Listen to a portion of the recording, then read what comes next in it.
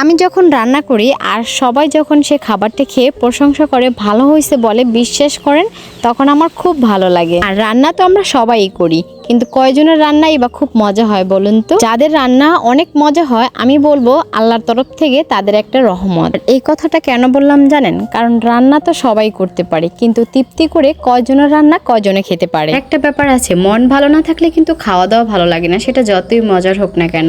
তা যাই হোক, আমাদের এখানে পানি বন্যা সব কিছু থেকে আলহামদুলিল্লাহ মুক্ত পেয়েছি, তাই বড় একটা মাছ নিয়ে আসছে এটা রান্না করার জন্য।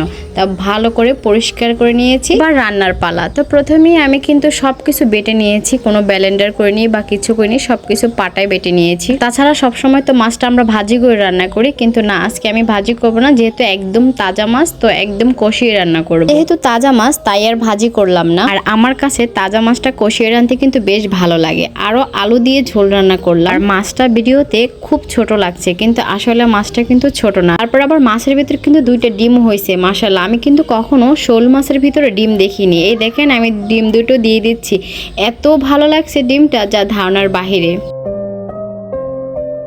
আমি যেহেতু ভাজার জিরা গুঁড়োটা দিব না, তাই আমি ধনিয়াপাতা ব্যবহার করলাম। আপনারা চাইলে এটা স্কিপও করতে পারেন। আমার রান্নাটা কিন্তু একদম শেষ, দেখেন তো মাশাআল্লাহ শেষের লুকটা কত সুন্দর আসছে। দেখতে যতটা সুন্দর, খেতে কিন্তু জাস্ট অসাধারণ।